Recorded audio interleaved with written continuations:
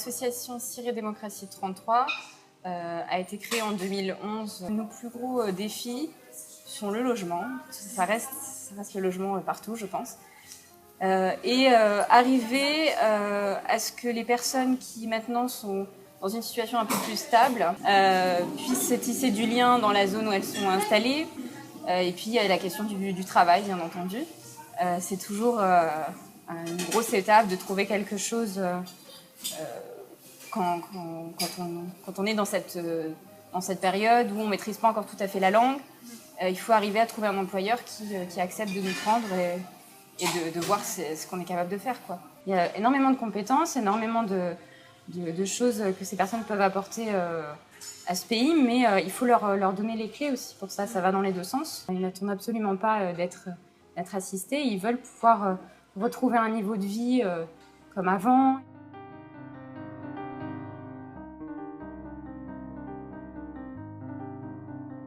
Je suis la présidente et cofondatrice de l'association Act4Ref qui s'est développée pour avoir une action non seulement internationale mais nationale et locale sur Lyon. Mais le plus gros défi à relever pour Act4Ref quand on est sollicité par des personnes directement, des demandeurs d'asile, c'est ça, c'est le logement, surtout pendant l'attente d'une place en foyer d'hébergement de demandeurs d'asile, parce que ça peut prendre 2 à 3 mois facilement pour les personnes vulnérables pour avoir une place en CADA dans notre région.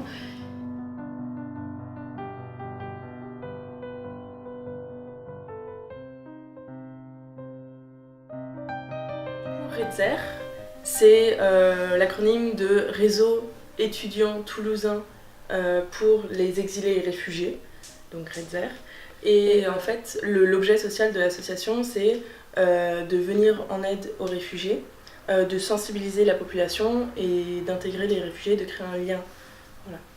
Parfois, ça peut sembler complètement dérisoire, mais ce qui manque aussi beaucoup à ces gens-là, c'est un contact humain hors des SAO et des CADA. Du coup, nous, c'est ça aussi notre mission, je pense, c'est être cette seconde interface qui va venir plutôt les intégrer dans la bonne humeur, une certaine bienveillance, mais sans avoir une infantilisation. Je pense que c'est très important, juste de les considérer comme des êtres humains et pas comme des victimes.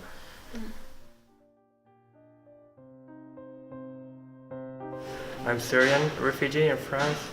I've been here for 2 years. It's been 2 years already. I'm a bénévole in Act4Ref and a teacher of English also. And I'm looking for a flat now, and it's going to be easier, of course, when I get the job, you know. Yeah. As a asylum seeker in France, or everywhere, you know, but in France it's more like you don't have the work permit, so you can't do anything.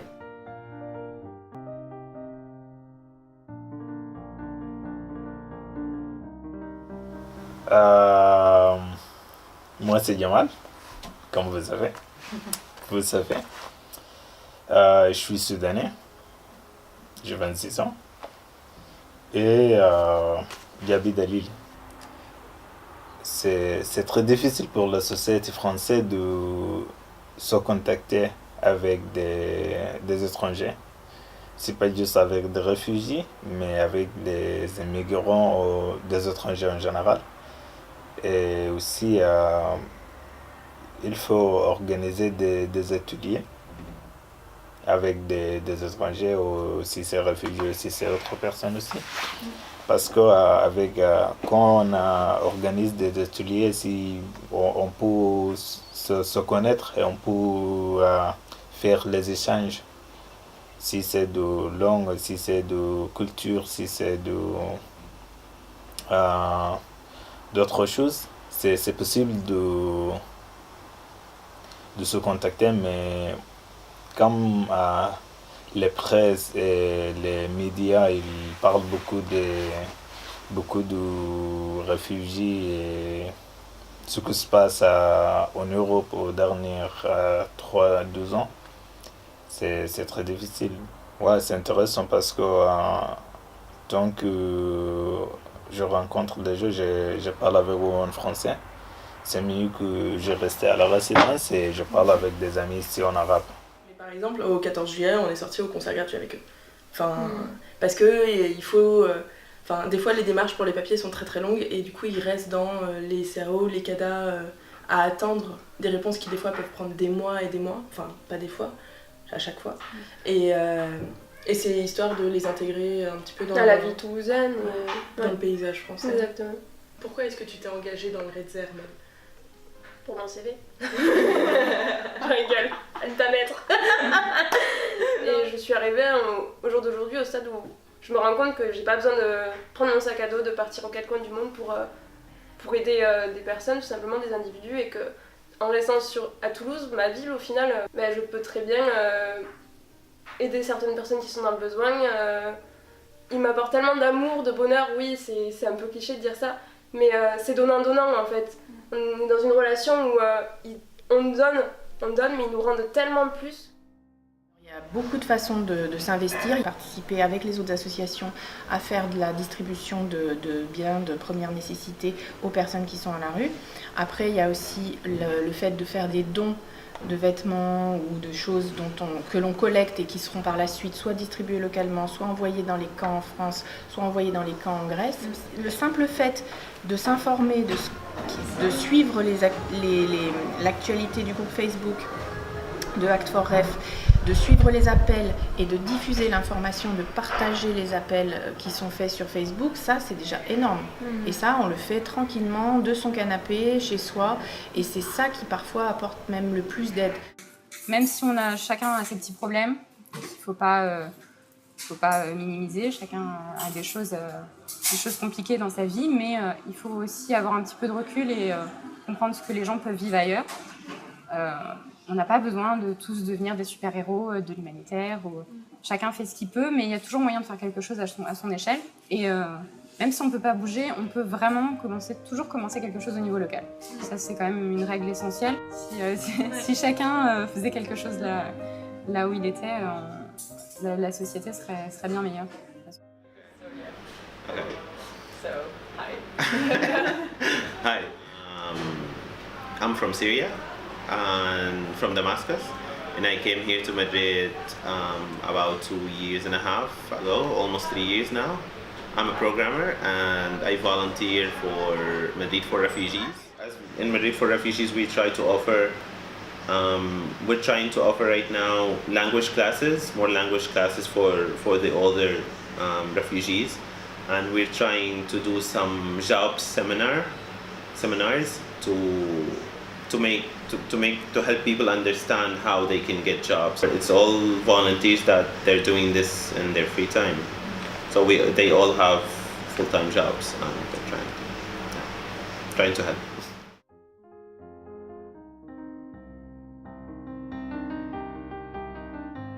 Je viens d'Iran, j'ai 26 ans et voilà.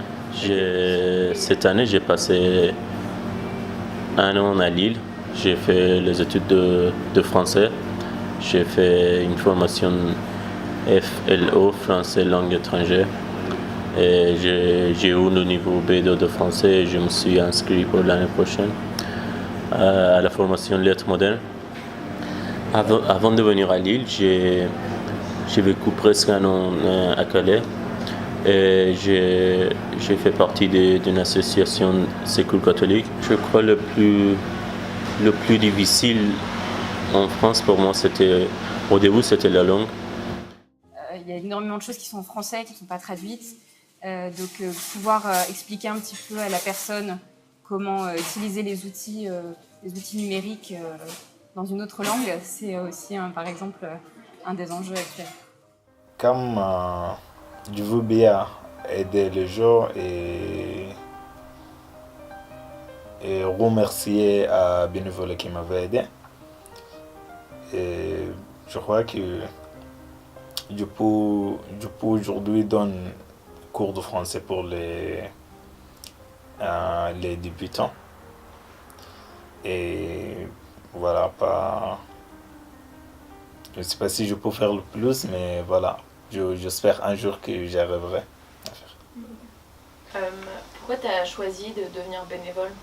Tu aurais pu juste te contenter de faire des ateliers. Je peux te dire que Moi, quand j'avais des besoins, j'ai eu des gens qui m'avaient aidé. Et je crois que c'est le moment que je peux aider aussi. Mais comme j'ai pas de grands moyens à aider les gens, quand il y a quelque chose de près, je peux donner un coup de main et c'est facile pour moi. Why not to do something at the same time, you know, because I have nothing to do. So Gael was and Act for Ref was the good destination of mine at that time to go there.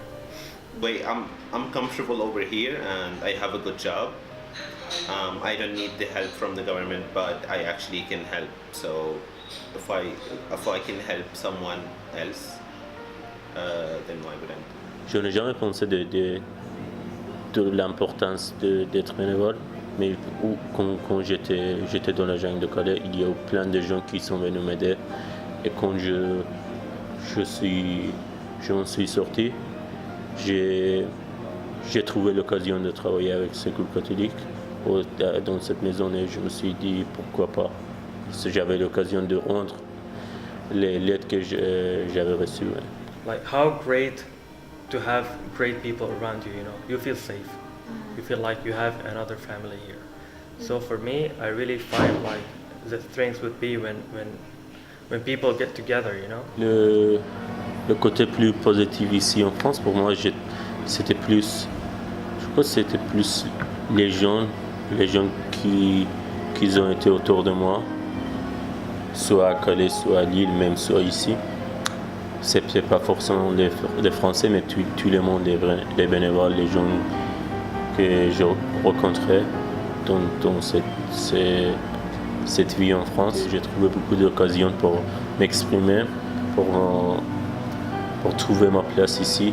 For me personally, I really feel that I'm not out of my country. No, I'm in my country here. You know, when I see people around me, you know, like being friends, you know, and this is the most important thing. L'accueil des réfugiés, c'est un devoir. C'est pas de la charité, c'est un devoir. Il y a des lois européennes par rapport à ça. Je considère qu'on est tous citoyens du monde, on n'est pas des citoyens forcément que d'un pays, on est citoyens du monde. La France a une histoire aussi qui fait qu'en tant que pays des droits de l'homme et pays qui a connu un certain nombre d'événements historiques, a d'autant plus ce devoir. C'est vraiment dangereux de vivre dans une manière encadrée sans essayer de comprendre ce qui se passe autour de toi. Le progrès, les avancées ne peuvent se faire que par le mélange des cultures et des peuples. J'aimerais que ça se passe autrement. Tant qu'on ne favorisera pas cette inclusion, ça ne pourra pas marcher correctement, ça marchera au ralenti. Donc quand tu ne te poses pas de questions, tu vas recevoir la réalité qui est imposée à toi.